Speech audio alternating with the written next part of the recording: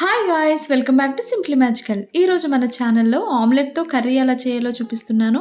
ఈ కర్రీ చాలా simple and క్విక్‌గా చేసుకోవచ్చు. టేస్ట్ కూడా చాలా బావుంటుంది. ఇంట్లో వెజిటబుల్స్ ఏమీ లేనప్పుడు బెస్ట్ కర్రీ అని చెప్పొచ్చు. ఈ కర్రీ మార్నింగ్ టైమ్స్‌లో లంచ్ బాక్స్ కూడా చాలా ఫాస్ట్‌గా అయిపోతుంది.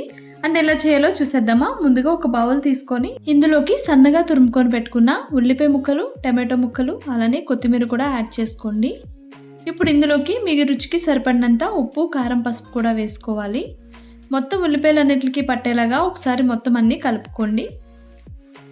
మొత్తం మనం ఇక్కడ 4 ఆమ్లెట్స్ వేసుకుంటున్నాము. 3 ఎగ్స్ వేస్తున్నాను. ఇలా కలుపుకున్నాక 3 ఎగ్స్‌ని ఇందులోకి యాడ్ చేసుకొని బాగా బీట్ చేసుకోవాలి.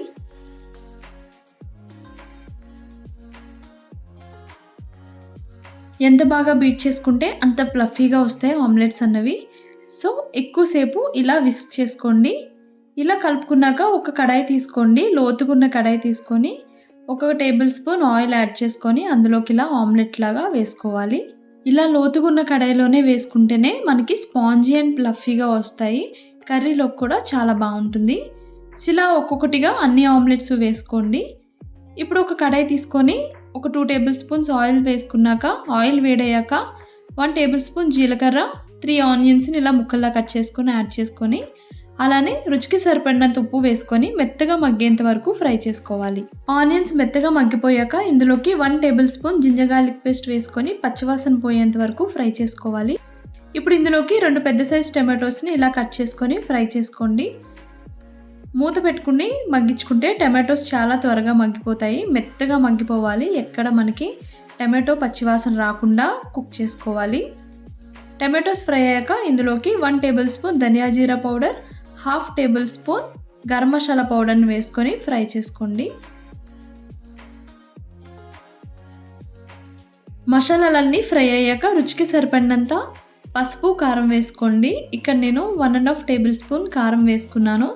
అలానే ఒక రెబ్బ కరివేపాకును కూడా వేసుకొని ఫ్రై చేసుకోండి.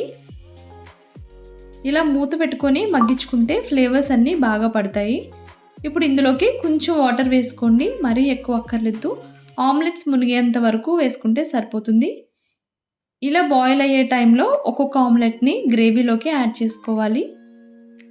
ఇప్పటి నుండి ఓన్లీ సిమ్లోనే కుక్ చేసుకోవాలి. అలా కుక్ చేసుకుంటేనే ఆమ్లెట్స్లోకి మొత్తం జ్యూస్ అంతా పట్టి టేస్ట్ బాగుంటుంది. సో పైన కొంచెం కొత్తిమీర ఇలా స్ప్రింకిల్ చేసుకొని మూత పెట్టుకొని ఒక 5 మినిట్స్ పాటు లో ఫ్లేమ్లో మగ్గించుకుంటే వేడివేడిగా ఆమ్లెట్ కర్రీ అయితే రెడీ అయిపోతుంది. చాలా బాగుంటుంది. అందరూ చాలా ఇష్టంగా తింటారు. ఒకసారి తప్పకుండా ఈ రెసిపీని ట్రై చేయండి. కర్రీ అయితే రెడీ అయిపోయింది. చూసారు కదా, తప్పకుండా మీరు కూడా ట్రై చేయండి.